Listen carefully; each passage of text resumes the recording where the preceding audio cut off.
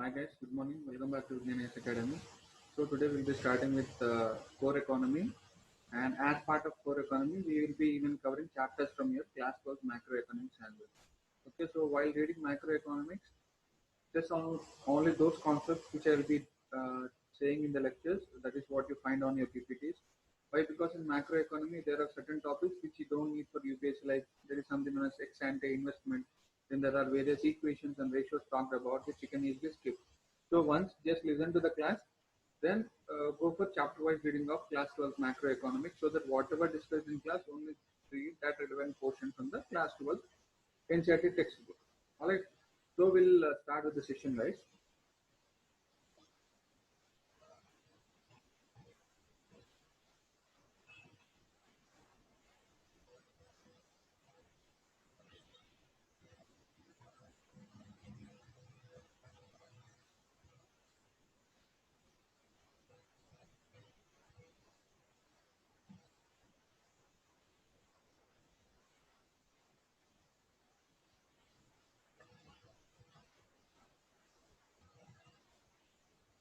Okay, so first chapter deals with what exactly this macroeconomics is.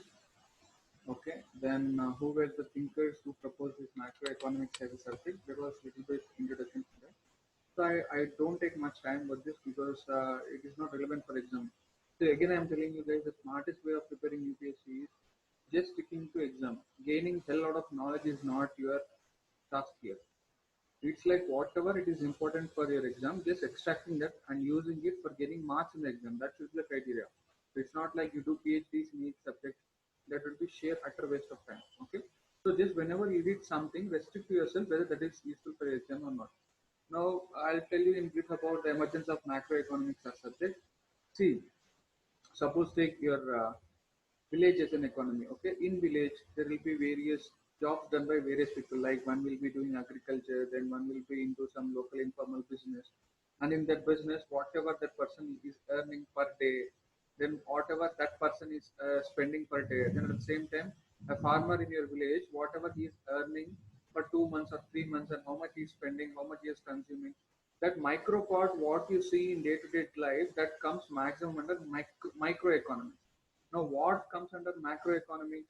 When you take the overall production statistics of the country, when you take the overall manufacturing capacity, the overall agriculture capacity of the country, that comes under macroeconomics. So, just to understand it in simple that way, that should be the basic stuff. When you deal something in minute details regarding only particular geographical area or particular context, then that can be brought under microeconomics, like knowing about the demand aspects or the demand and supply aspects in a particular village or a particular segment, that can be done under microeconomics. But in macro, we will be seeing the total country in detail. Okay.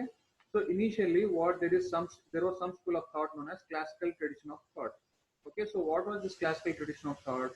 They were assuming previous to 1929. So the classical thought, the classical traditional thought of economics prevailed before to 1929. What was the thought? According to that thought, they were of the opinion that whatever factories are established in a country, they are of full capacity, enough workforce is available, enough capital is available, and the production takes place in an optimal way, satisfying all the needs of all the people. Okay, so this was the brief imagination or brief assumption of classical economy. They didn't take into consideration the amount of skill force needed, the amount of capital needed, or the amount of demand, and whether the supply is able to meet that demand or not. They just simply assume that factories are functioning to full extent, and ample amount of labor is there, ample amount of capital is there, and ample amount of employment generation is also there. So this was the assumption of classical traditional economy. But what happened? There was a Great Depression in 1920.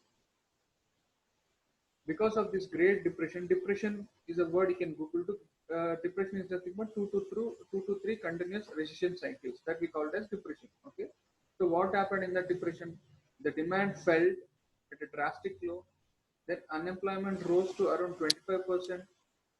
The production fell by 40%.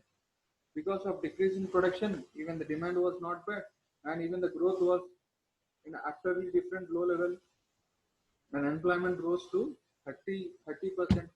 So because of this, what happened? People were losing jobs, and when people lost jobs, there wasn't enough money in the hands of people, and there wasn't any investment in the economy. So the demand was not given any boost up.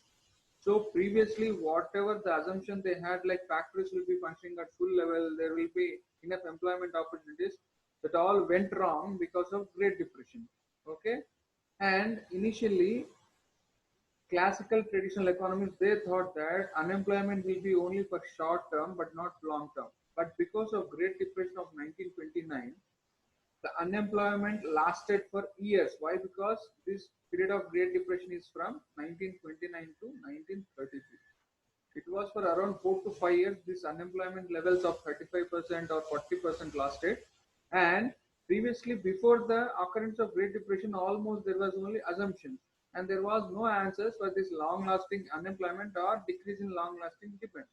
Okay, there emerged the subject of macroeconomics to explain the failures of microeconomics or classical traditional economics because of Great Depression. So this is how the subject known as macroeconomics has come into picture, and most of the contribution is given to Keynes. Okay, Keynes, an economist. And here coming to this, Adam Smith is considered as father of classical economics, whereas Keynes you can consider the father of macroeconomics. So in brief, why? Because in UPSC they are not going to ask you how macroeconomics came into picture or what was Great Depression effects and all. No, they are not going to ask that. So just to give you how this subject known as macroeconomics have come into picture, I have explained you in brief. The same explanation you can even find in chapter 1 of your 12th macroeconomics. Okay, now we'll move on to the next step.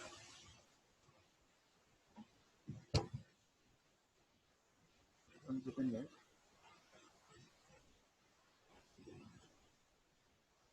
Take this. Now we'll move on to the next one.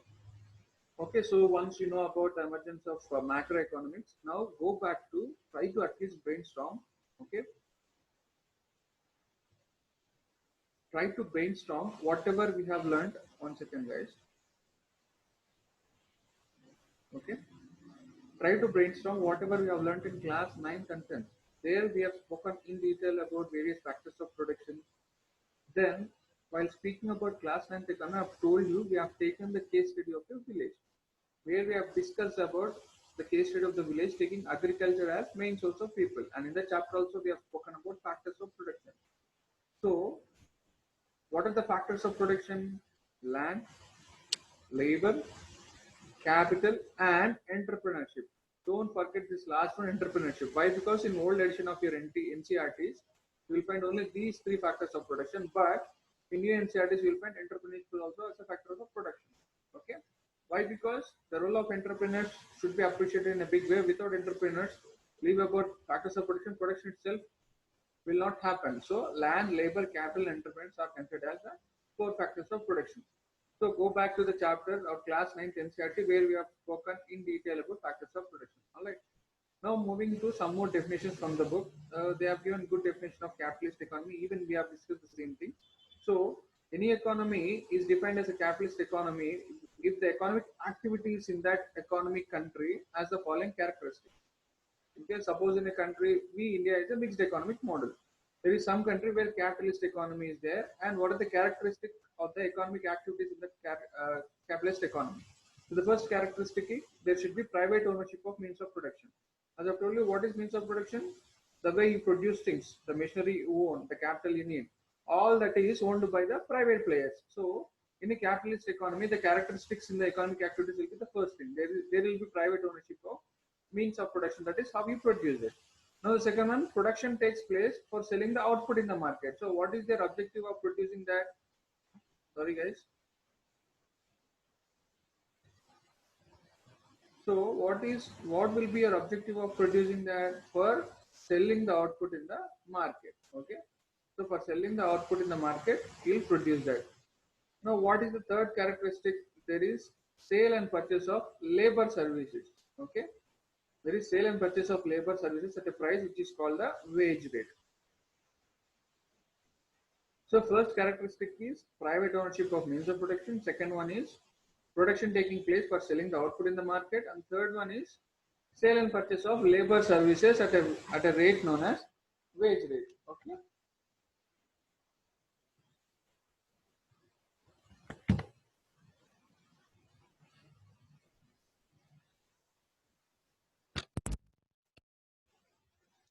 There is sale and purchase of labor services at a wage known as wage rate.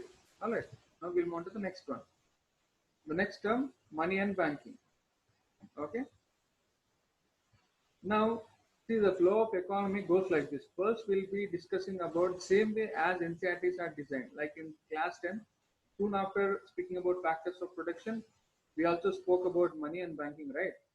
So the same way, at the first lecture of core economy, we will be seeing how money was created or what was the need for the evolution of the money, then different types of money, and how demand and supply for money is met in the market. So this will be the focus of our first lecture. Okay, so money and banking.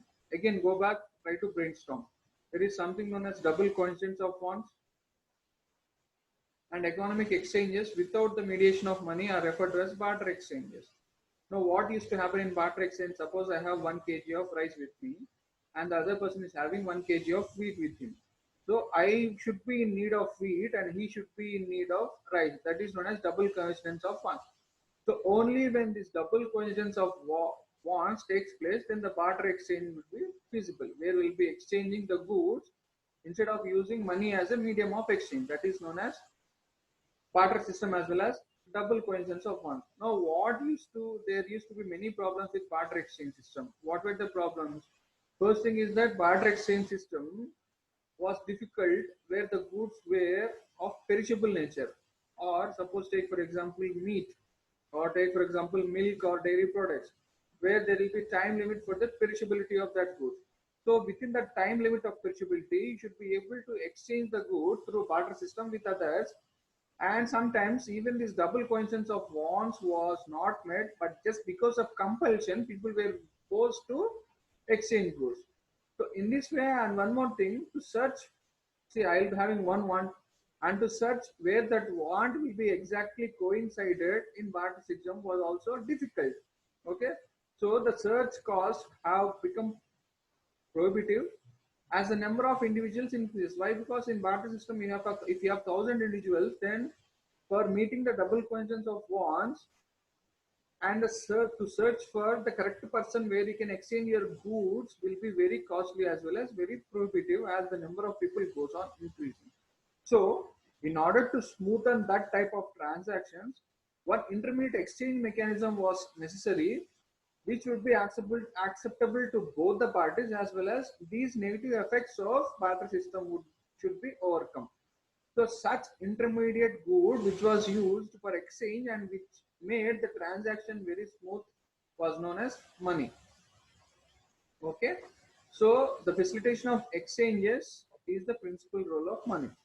Now in the next slides we'll be seeing what are the various functions of money, out of which the first function is for transaction or exchange purpose. So the first function of money is for exchanging or for transacting. Okay, the first one, it acts as a medium of exchange through which you can exchange the goods. Next, it also acts as a convenient unit of account. Why? Because in the terms of money, you can count 1,000 rupees, 10,000 rupees, or 1 lakh rupees. So it will be easy to count your monetary terms. So money acts as a convenient unit of account. Then it also acts as a store of value for individuals. Why? Because you are storing your monetary values in the form of currency, like you are storing 1 lakh rupees. So it also acts as a store value. Okay, so these are the important functions of money. And go back to evolution of money. Why? Because do you remember the various stages of evolution of money? First was what? Commodity money. First was commodity money. Then came what? Then came metallic money. Then came what? Paper and coins money. Then came what?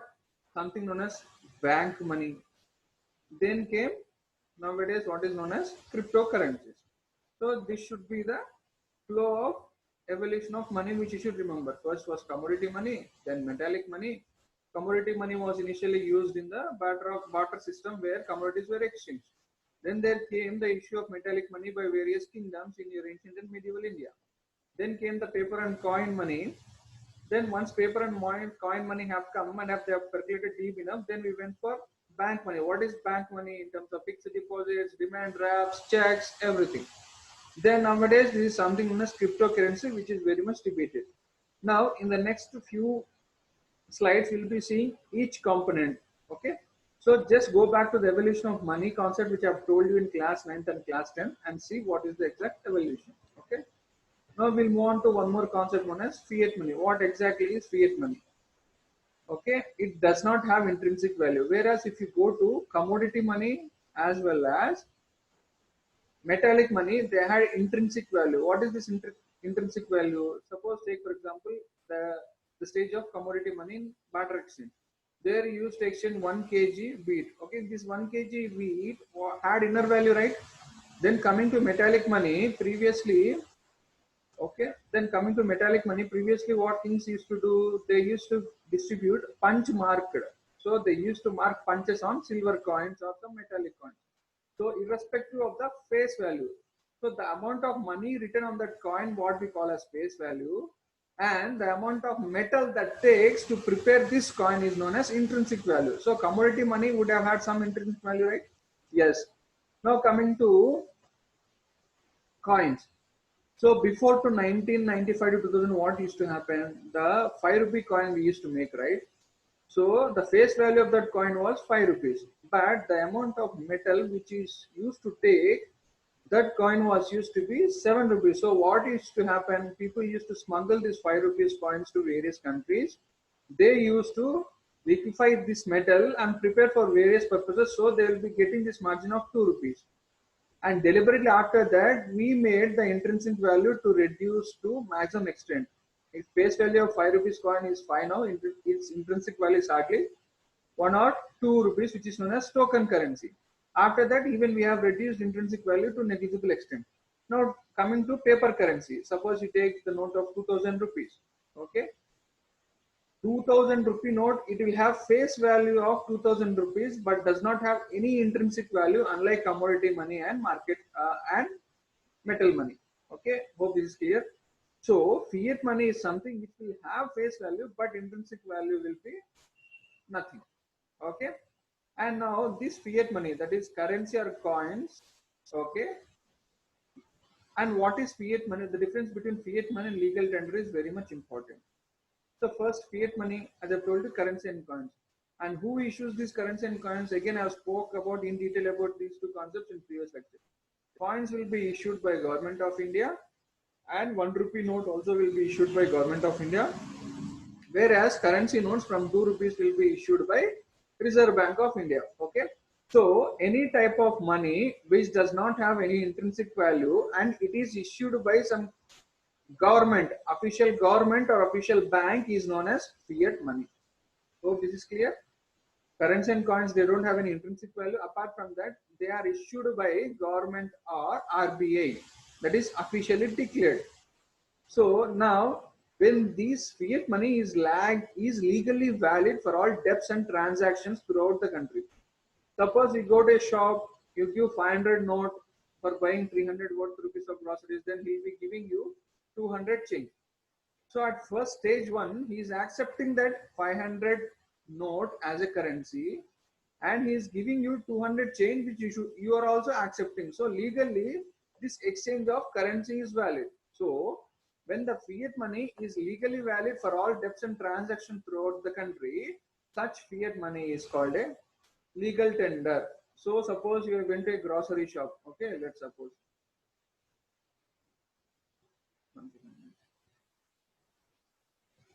Okay, suppose you went to a grocery shop, let us take. There you go for buying some 400 worth rupees of goods or groceries. Then you will be giving 500 note. Since this is a fiat money issued by Government of India or the RBI, this person is legally obliged to accept these 500 rupees unless and until it is counterfeit currency. That will be a different issue. But 500 as such is a fiat money issued by Central Bank of our country, and the person should be legally liable to accept that. He should accept that 500. Okay, so that is, I mean, a fiat money is legally valid for all debts and transactions throughout the country. Such fiat money is known as legal tender. Okay, now we'll take one more case.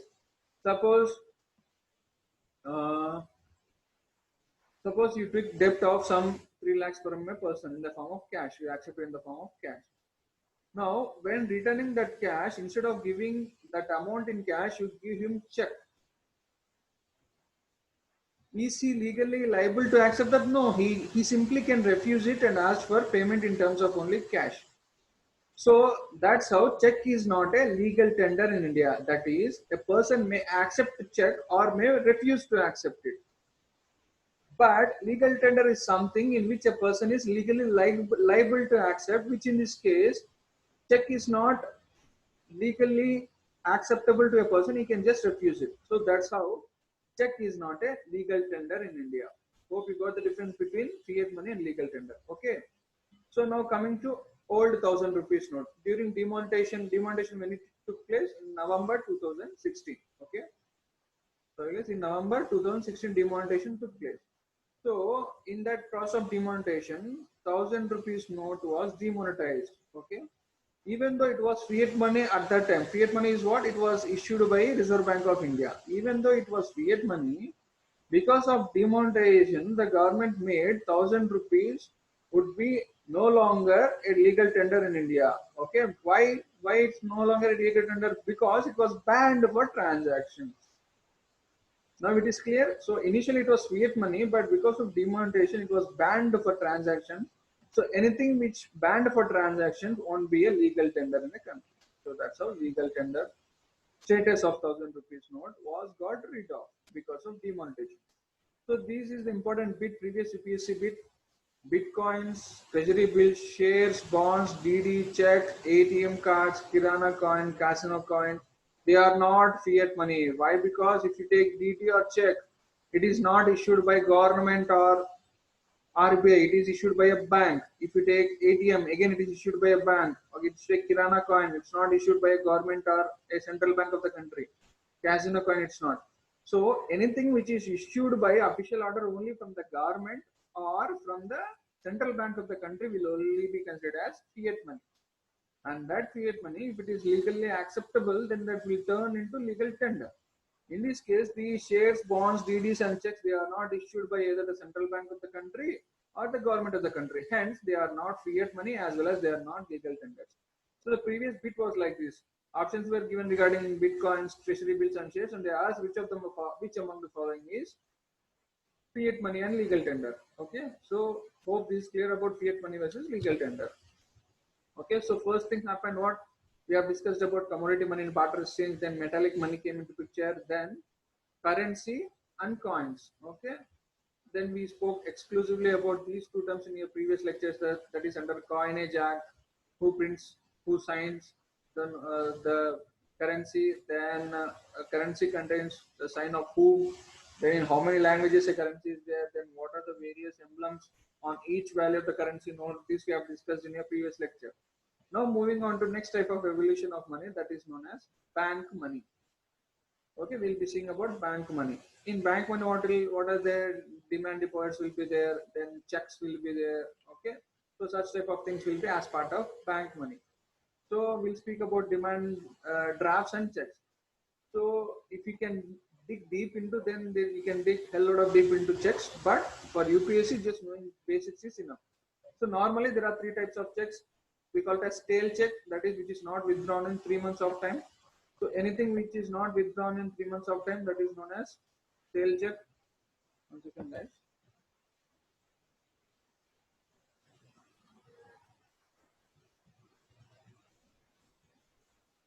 Okay. So anything which is a check which is not withdrawn in 3 months, that is known as stale check. Now there is something known as post-dated check, that is after a specific date. Only after a specific date you can withdraw a check, that is post-dated check. Then anti-dated check, even before a specific date you can withdraw a check.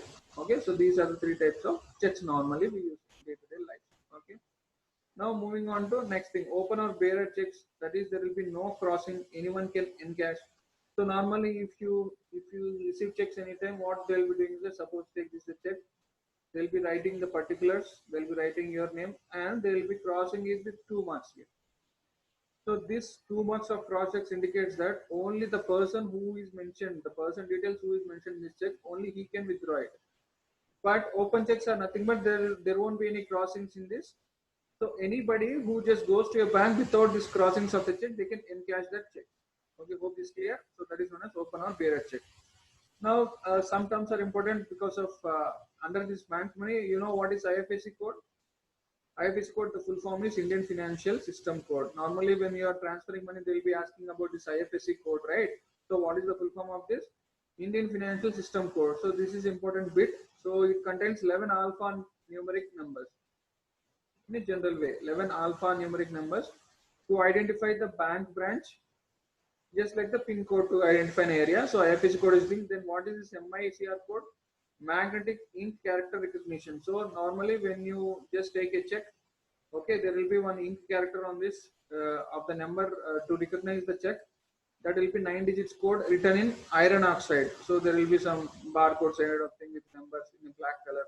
So written in iron oxide for automatic clearance. So they'll just scan that and just clear that. Then there is National Payment of Corporation of India. This is one thing where all payment process will be done. We'll be discussing in detail in the next slides. And initially, before 2010, this MICR code was used to process the checks, where depending upon the magnetic ink character recognition on the checks, that was identified and that was used for transaction. But from 2010, there is something known as check truncation system.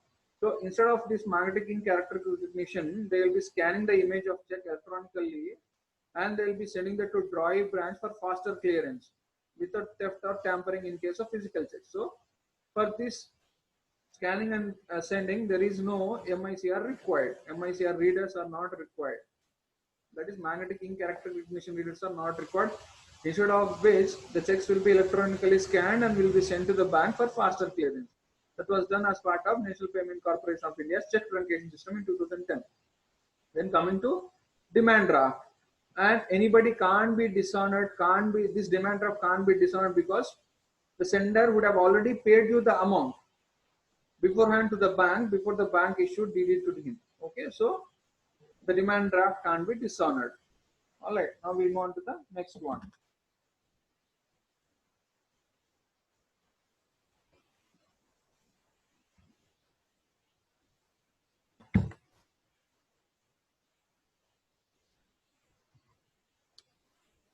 Okay, now we'll move on to the next one. Then under this bank money, you should know about this term. Why? Because this was the previous UPSC question asked 3 times. This is known as core banking solution software. What is this core banking solution software? It is a banking software with web platform for centralized data management and branchless banking. You know, now all the branches of the bank should be connected to a central server. Not only that, the ATMs also would be connected. So there has to be some software, right? Because of which this banking this thing will run. That is known as core banking solution, which is a banking software. And there are various private softwares as well. For example, Finacle is the software designed by Infosys for banking sector. Then BankCS, this is a software designed by TCS. Then eKuber is the software designed by RBI.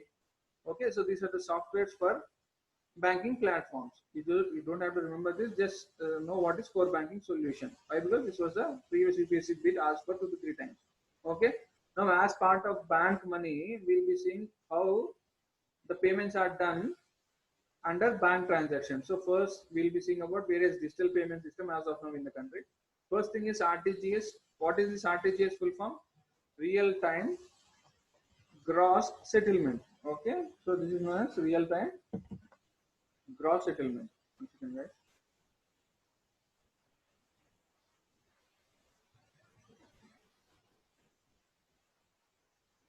Okay, and RTGS, real time gross settlement, is done under the supervision of whom? Supervision of Reserve Bank of India. Okay, so now we'll see how real time gross settlement is done. This is very important. Under RTGS comes under whom? Whether it is RBI or any other bodies as such. So real time gross settlement payment process or payment system comes under the supervision of RBI. Okay, now under RTGS, what you can do, you can transfer minimum 2 lakh up to 2000 crore. So to transfer money under RTGS, the minimum amount should be 2 lakh and maximum can be up to 2000 crores. And this RTGS is mainly meant for corporates and high value transactions. Okay, corporates and high value transactions, this RTGS is used. And the timings are like only on working days from 8 a.m. to morning 8 a.m. to evening 5:30 p.m. So there will be some service fee and there will be some GST applicable on this. And this value in general is given by SBI. Okay, so up to 2000 crores. And RTGS, you can't go for on holidays. It's also have specific timings like 8 a.m. to 5:30 p.m. So this is about real-time gross settlement payment system.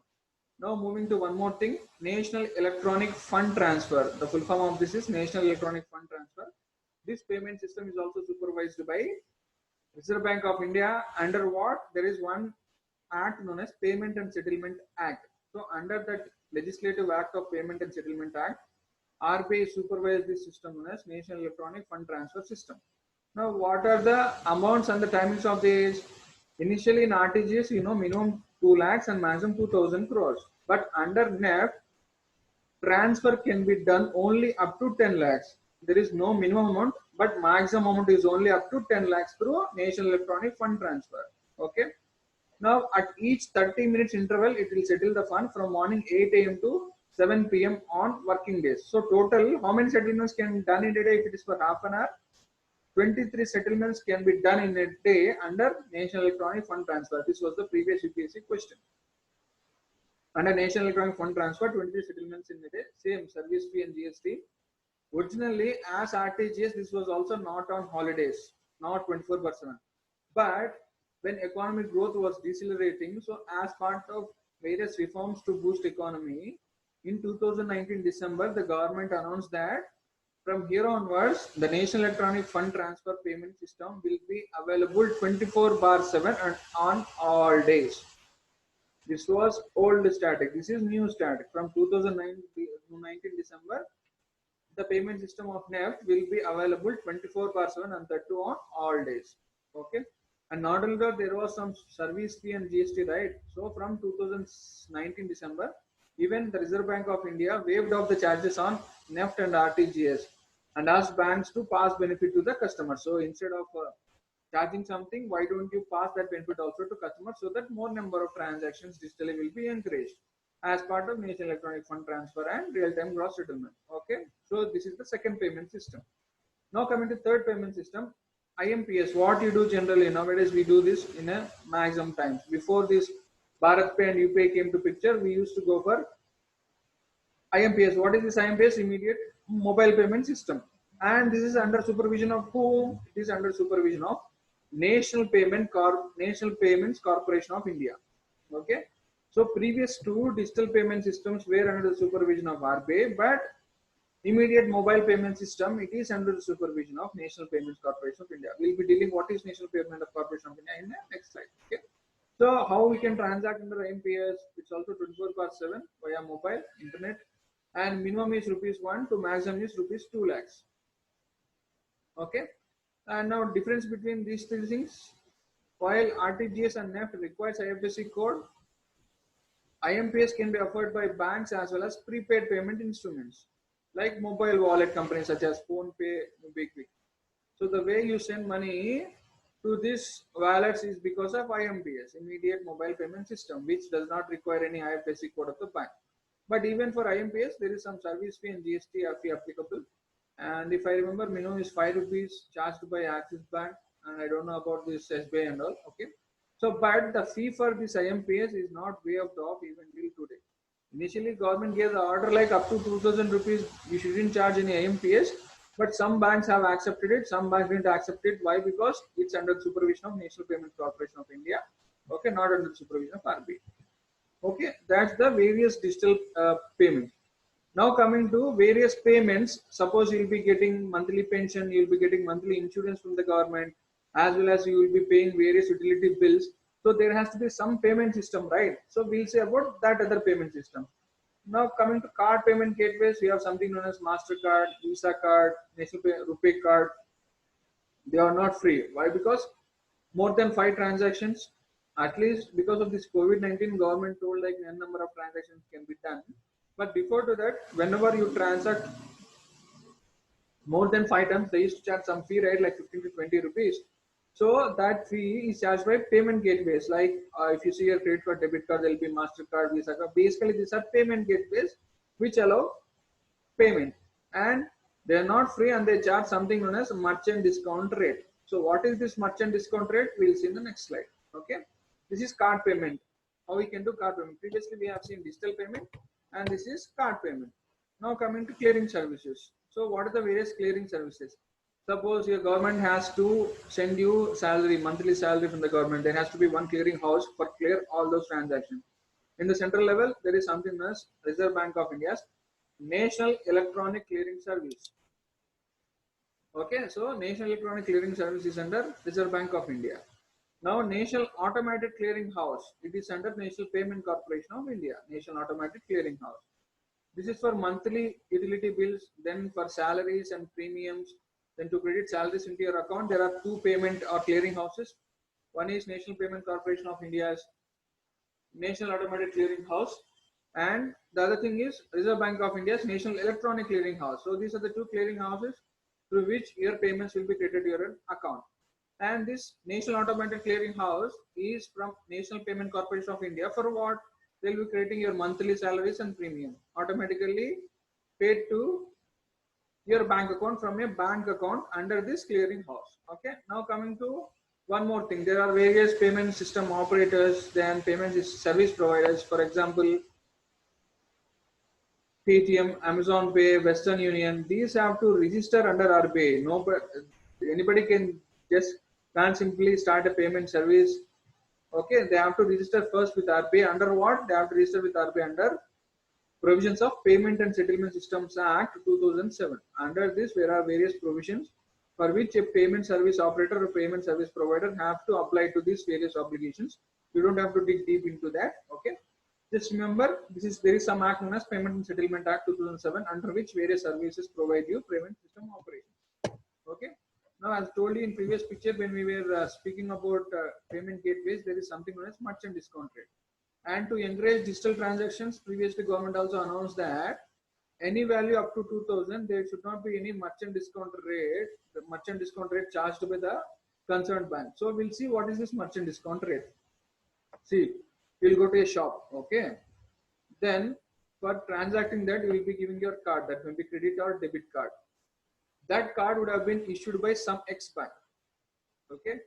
Now there will be some POS terminal where he'll be scanning that, and money will be credited to the merchant account. Okay, this is the process going on. Now what is happened?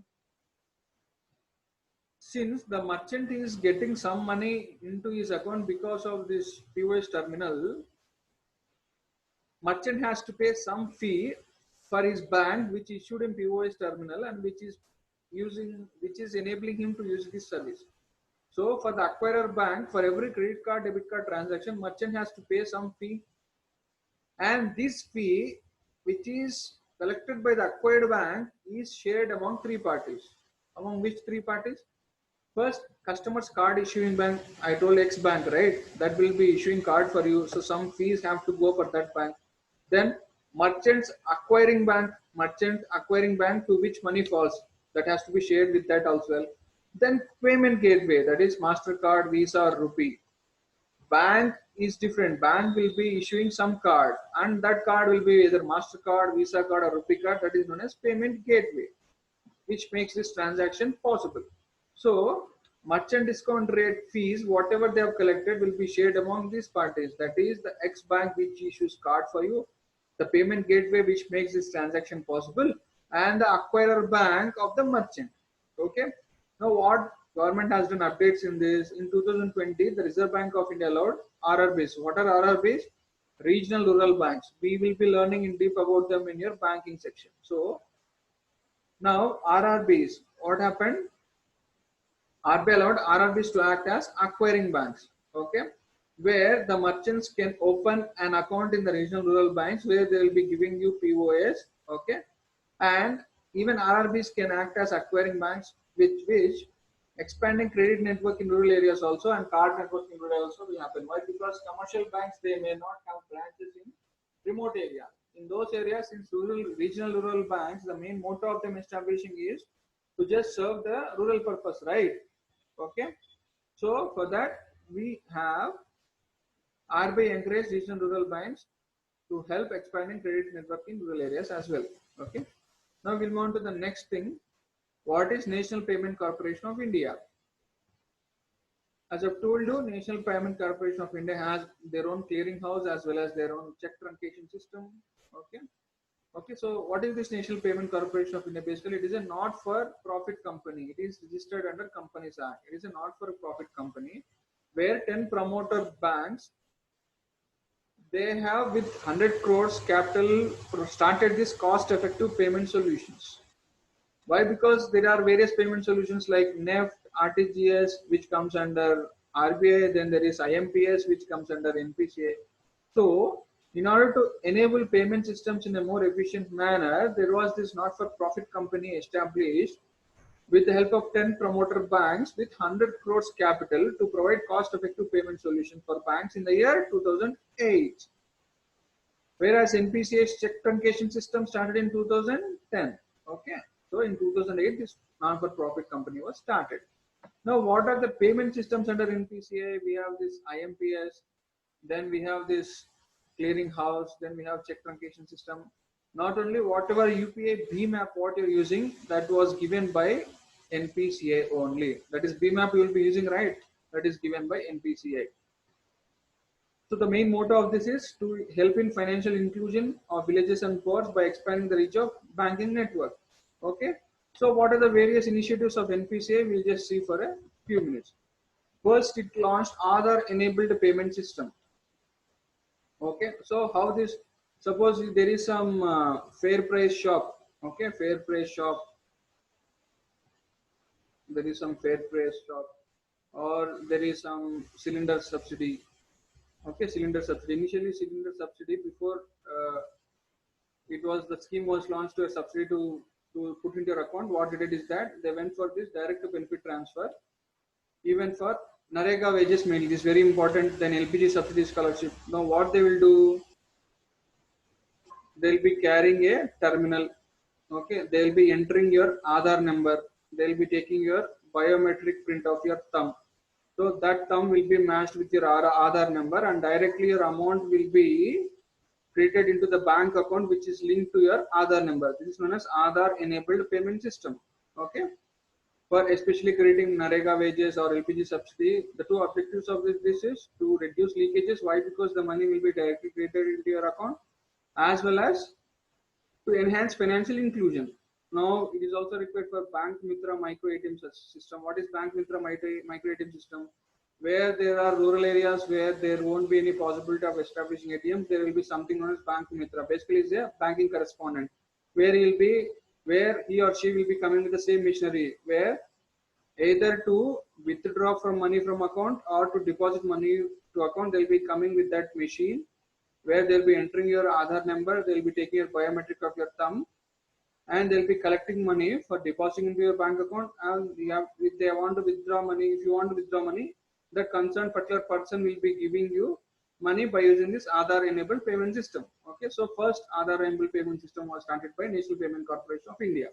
So when this payment system was provided, who used this IDFC Bank first launched the IDFC Aadhaar Pay app, using the platform provided by National Payments Corporation of India.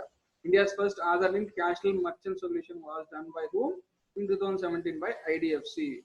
Now, what happens under this? Customer simply gives Aadhaar number, merchant takes his thumbprint on mobile app, money transaction completed. Here, the POS terminal is not required, or card swiping machine is also not required.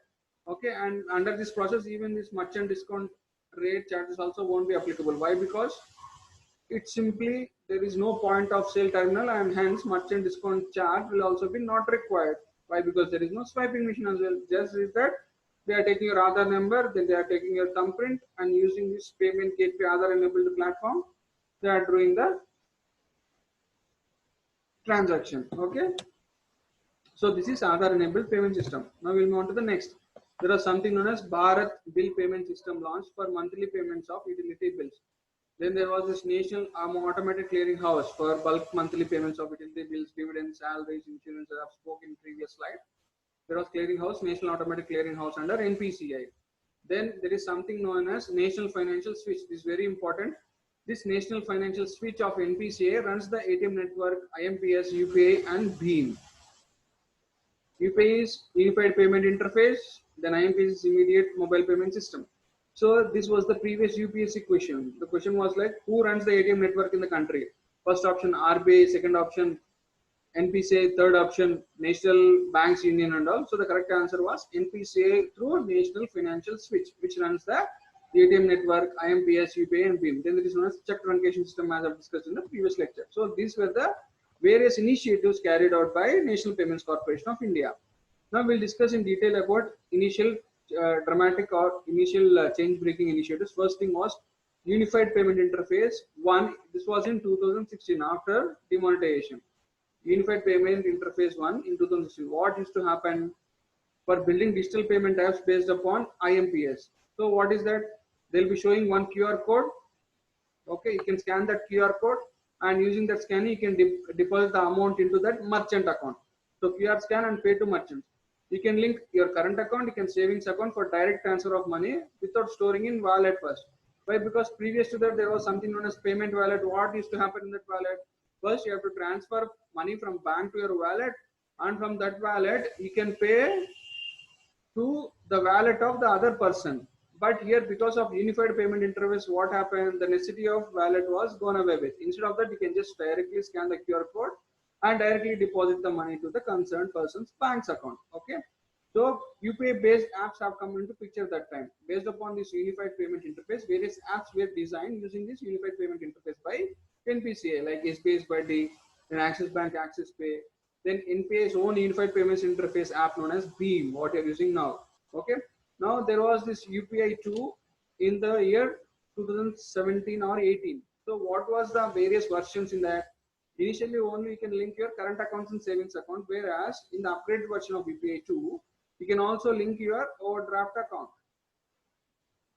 Then there was this user mandate required for future data, that is you can have the option of paying your monthly DTH and gym bills directly deducted every month from your UPI account. Then there used to be invoice in the inbox. Then QR authenticity is like whether verified merchants or not. These were additional features added in UPI 2 phase. Okay. Then they came up with something known as RuPay. Okay, what is this RuPay? As you have Visa, as you have MasterCard, these are various payment gateways. India's own payment gateway is RuPay. By whom? By NPCI. Okay, so payment gateway is nothing. See, payment gateway is nothing but on a card issued by on a card issued by bank, you'll be having MasterCard or Visa. This is a payment gateway. Normally, payment gateway, these MasterCard guys and Visa guys only help you to go for the transaction. That is, whenever you swipe whenever you insert the card in a rating machine, or whenever you swipe your card in POS terminal, you are able to do the transaction because of this payment gateway, MasterCard and Visa. And bank will be paying commission to this MasterCard and Visa annually. Banks will be paying this commission to payment gateways annually for allowing the transaction to take place. And what happened? The fees charged by this MasterCard, Visa, or whatever, they were used to be very high. The payment fees charged by these payment gateways were very high, and hence we came up with our only payment gateway, that is known as RuPay by NPCI. This is the world's 7th payment gateway. Remember the statistics? RuPay card, because of this RuPay payment gateway by NPCI, is the 7th payment gateway in the way. Similar to other gateways. What are the similar payment gateways? MasterCard, Visa card, and China's UnionPay. But the specialty is that we designed this payment gateway with less service charges. And this payment gateway works in 3 channels. That is, you can ATMs, you can insert your RuPay card in ATM, then you can use for point of sale terminal, as well as you can use for online transactions, used by even banks, railways, and dairies. Okay, these all customers will also accept RuPay card. Why? Because it is a RuPay gateway. And there is something known as Jan Dhan account open. So this is homework for today. Learn completely about what is Jan Dhan account, or what is Pradhan Mantri Jan Dhan Yojana. As part of Pradhan Mantri Jan Dhan Yojana, almost around 10 crore Indians were allowed to open free accounts with zero charges, zero maintenance charges, or with zero minimum charges. So that is known as Pradhan Mantri Jan Dhan Yojana, under which 10 crore bank accounts were held or opened, under which these RuPay debit cards were distributed to all those 10 crore bank account holders using our own indigenous payment gateway, that is RuPay payment gateway. Now we'll speak to something known as Google Pay or Tezor. As I've told you previously, any payment provider has to get registered with the Payment and Settlement Acts, has to get registered with RBI under this act, right? But Google Pay didn't register with the RBI, and there was case filed in Delhi. And Delhi High Court, then Google Pay gave explanation that, see, We are just a technological platform service based provider where we are using your UPI infrastructure. That is, using the UPI infrastructure given by NPCI, we are using that as a digital payment platform. Normally, when you are using this Google Pay, you would have seen that first, for authenticating Google Pay, or first to pay through Google Pay, you will be entering your UPI code. Who gives this UPI code? This UPI code or this UPI system is maintained by National Payments of Corporation of India. As such, Google Pay is not giving you a separate UPI. It is using UPI platform given by NPCI. So they held the explanation that we are only a digital platform promoter for making this UPI transaction happen. So since we are not payment service provider, but we are only digital service provider, it is not required to get permission under Payment and Settlements Act. Okay, hope this is clear. Okay, now what happened? We have NPCI with their own payment gateway. Now government decided that, see, wallet companies, if you take Paytm, they have like PhonePe, MobiKwik, then you have MasterCard. Okay, but there is no rival company against National Payments Corporation of India. So for retail payments, it operates in RuPay, it operates IMPS, it operates mobile apps like UPI, Beam, or ATM network using National Finance Switch. So in 2020 February, RBI issued a draft proposal. That is, if any Indian company is interested to compete in this NPCI like retail payment segment, we will license them as new umbrella entity subject to there were various eligibility criteria given.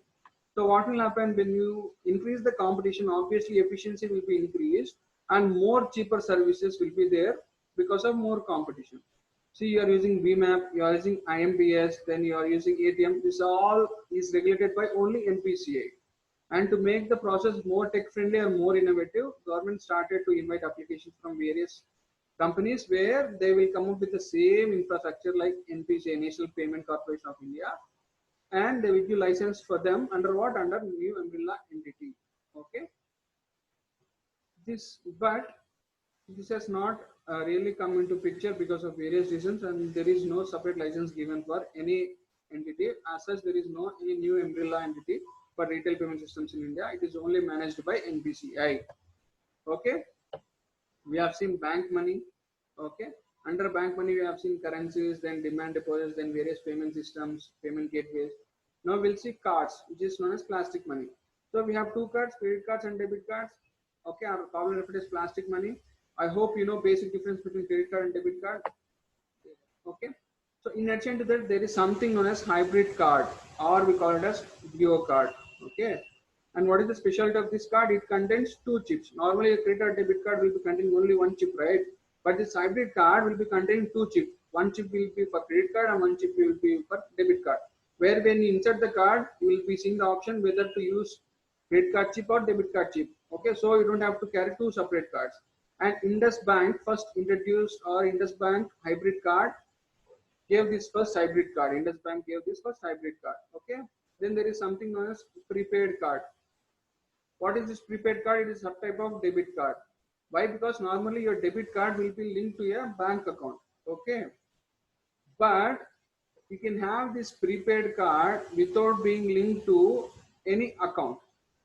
Example, IRCTC gave UPI prepaid card, which can be used for buy rail tickets, meals, etc. So, but there should be some backend support, right? For this backend support provided by Union Bank of India and NPCI's Rupee Gateway. So, debit card always be linked to your bank account in a bank, but this prepaid card doesn't have any account linked to it, where you can just simply recharge it and use it for all the purposes. So this is prepaid card. Now there is one card which is supposed to be introduced, that is National Common Mobility Card. It was supposed to be introduced by 2019, but it's getting a lot of time due to various reasons. Who introduced this? Again, who achieved this first, or who gave this first? Ministry of Housing and Urban Affairs got India's first indigenously developed one nation, one card model with the help of NPCI and Bharat Electronic Limited and Center for Computer Design and Accounting. Okay, so this CDAC. So, and some banks. With the help of these, Ministry of Housing and Urban came up with this National Common Mobility Card. What it has three components. First thing is National Common Mobility Card. It is used or it is issued by the banks. This can be of prepaid nature or credit nature or debit nature, can be used for metro, bus, suburban railways, toll, parking, smart city payments, and retail shopping. So these basically used for mobility purposes, where for paying tolls or for parking fee, then for paying metro card. See, now you'll have a metro card, right? Similarly for bus, you'll have separate smart card.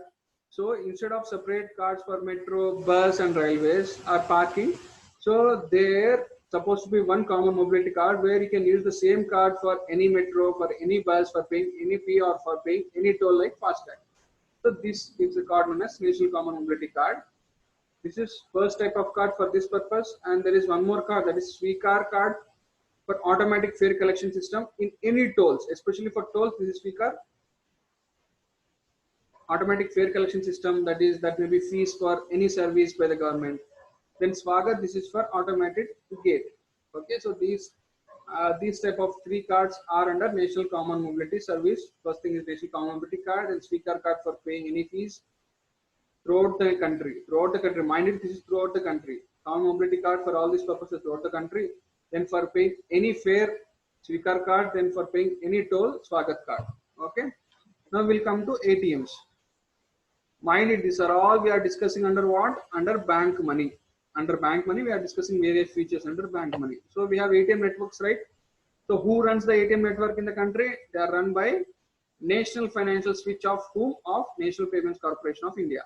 So under ATMs, we have two types. One is bank label ATM, then brown label ATM, then white label ATM. So what is bank label ATM?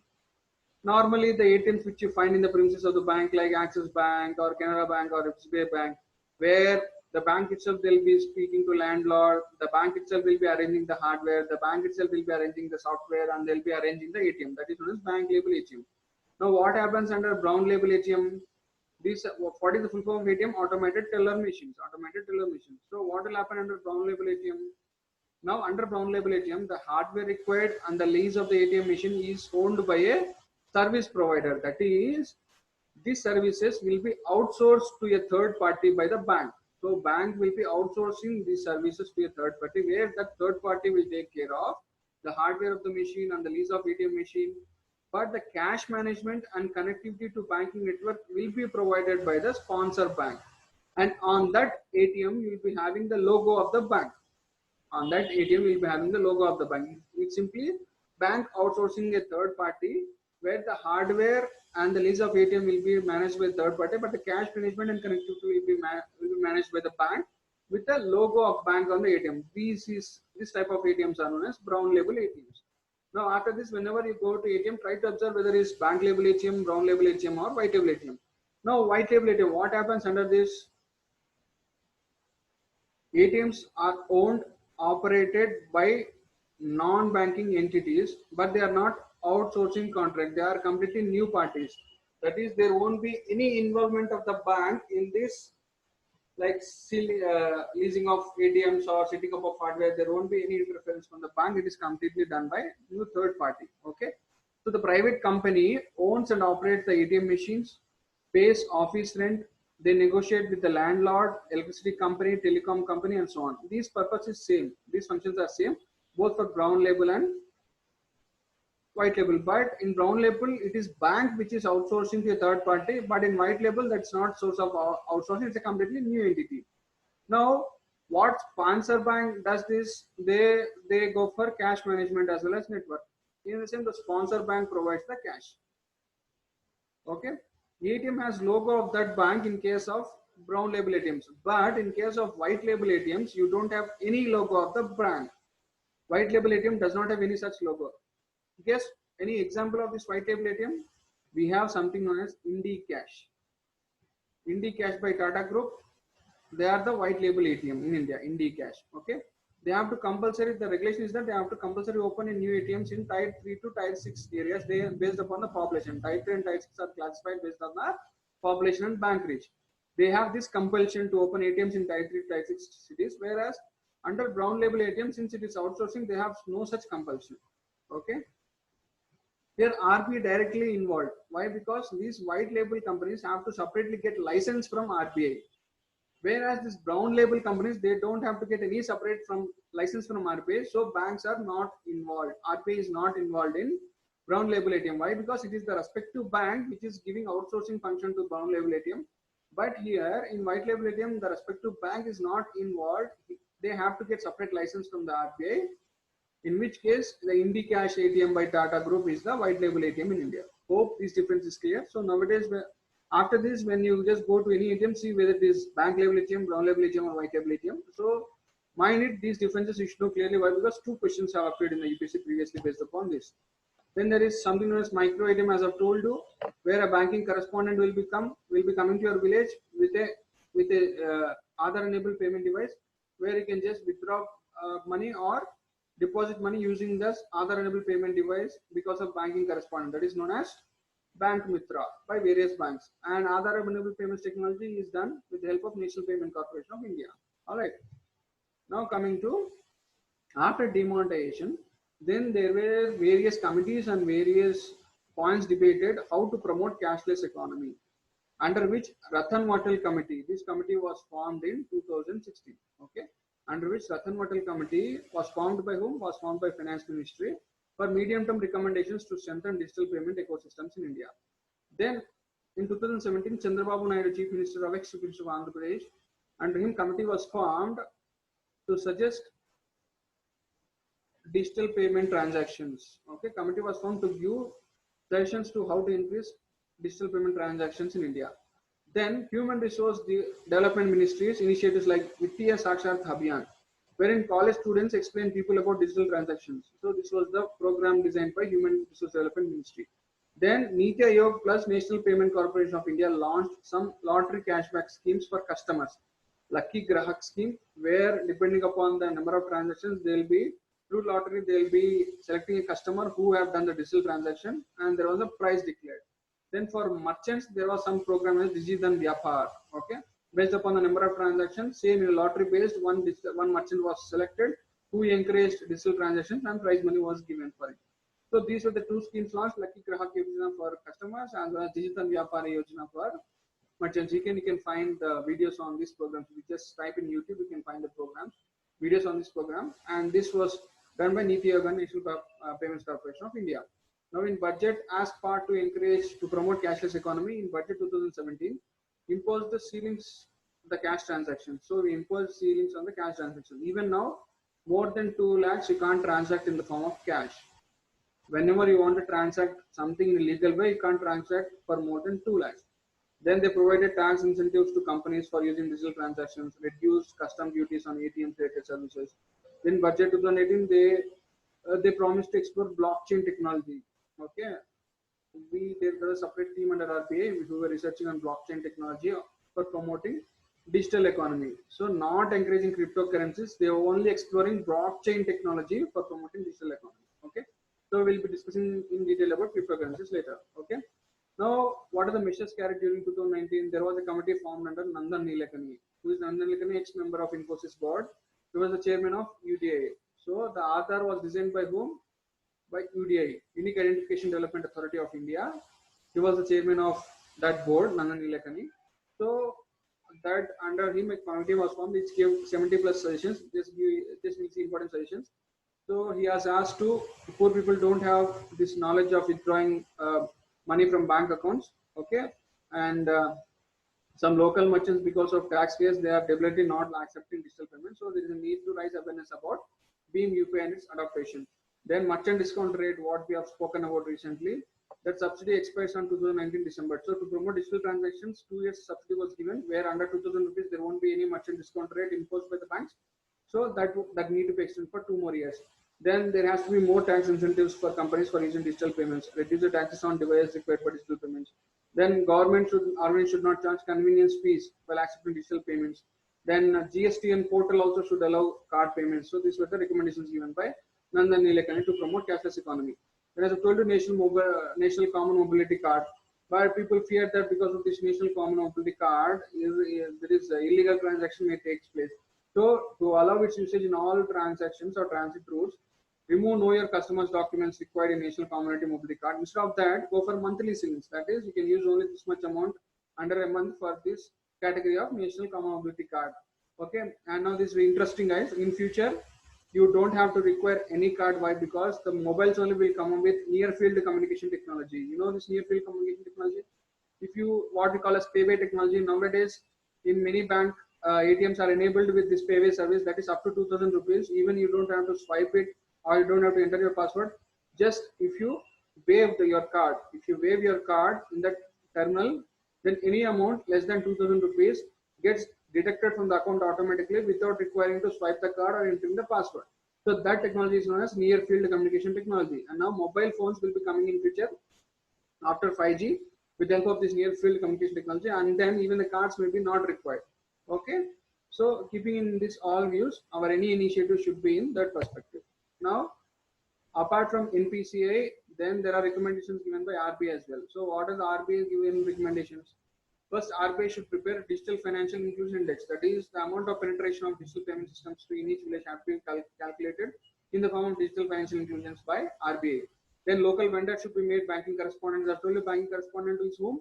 Using an Aadhaar enabled payment service, he will be helping people to withdraw or deposit money without physically visiting to the nearest bank.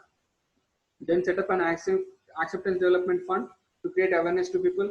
Then reduce the MDR, then card payment fees, allow customer to do n number of digital payment transactions per month without no charges. Then control the environment to test innovative products, services. These are the various reforms suggested by RBI. Then what are the reforms suggested by National Payments Corporation of India?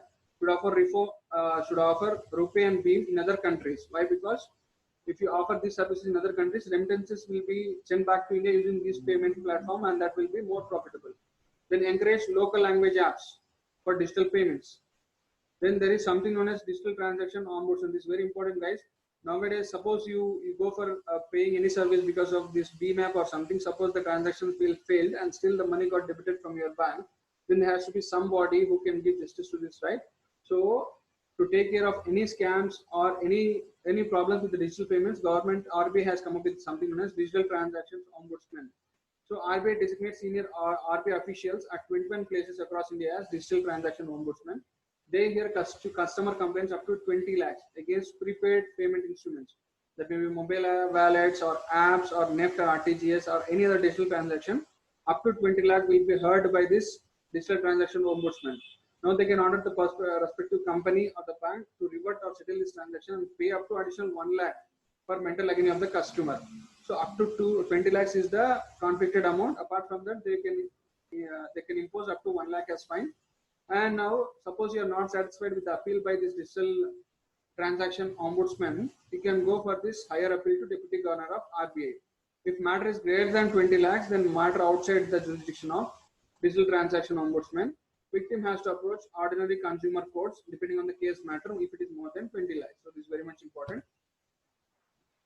So that's it, guys. This is a part 1 video. So we have covered up to bank money. In the next video, we'll be covering cryptocurrency so that our evolution of the money and various general parameters under that will be covered. What all I have discussed is important. Why? Because they were some of the previous questions as well. Hope you revise them many times. All right. Okay, guys. So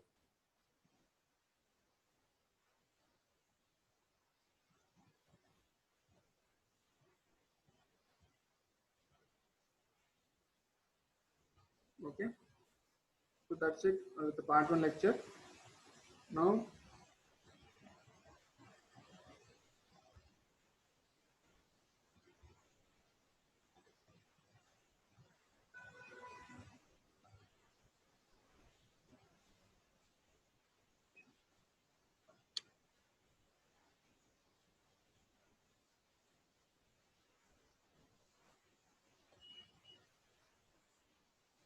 Okay. So now we'll meet again with the part 2 of this.